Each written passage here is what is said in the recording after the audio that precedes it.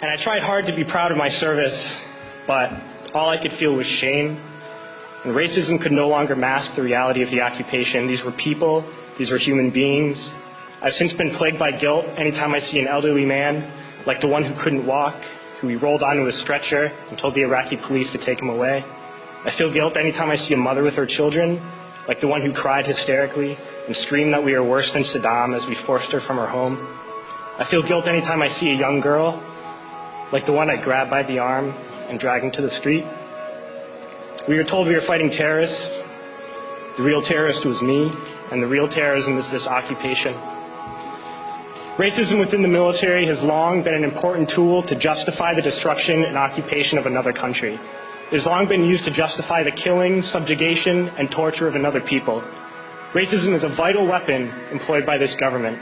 It is a more important weapon than a rifle, a tank, a bomber, or a battleship. It is more destructive than an artillery shell, or a bunker buster, or a Tomahawk missile. While all those weapons are created and owned by this government, they are harmless without people willing to use them. Those who send us to war do not have to pull a trigger or lob a mortar round. They do not have to fight the war, they merely have to sell the war. They need a public who is willing to send their soldiers into harm's way. They need soldiers who are willing to kill and be killed without question. They can spend millions on a single bomb, but that bomb only becomes a weapon when the ranks of the military are willing to follow orders to use it. They can send every last soldier anywhere on earth, but there will only be a war if soldiers are willing to fight. And the ruling class, the billionaires who profit from human suffering, care only about expanding their wealth, controlling the world economy. Understand that their power lies only in their ability to convince us that war, oppression, and exploitation is in our interest.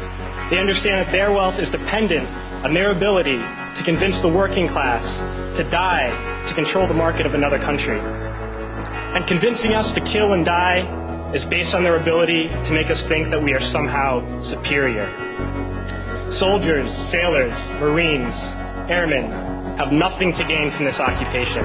The vast majority of people living in the U.S. have nothing to gain from this occupation. In fact, not only do we have nothing to gain, but we suffer more because of it. We lose limbs, endure trauma, and give our lives.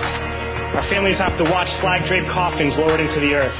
Millions in this country without health care, jobs, or access to education must watch this government squander over $450 million a day on this occupation.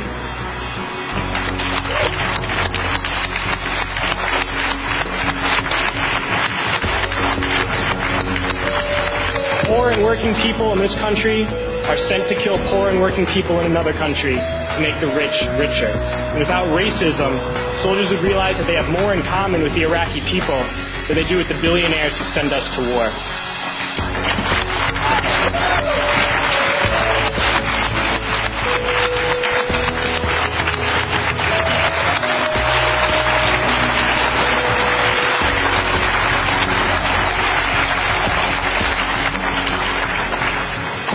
I threw families onto the street in Iraq, only to come home and find families thrown onto the street in this country, in this tragic and unnecessary foreclosure crisis. We need to wake up and realize that our real enemies are not in some distant land. They're not people whose names we don't know and cultures we don't understand. The enemy is people we know very well and people we can identify.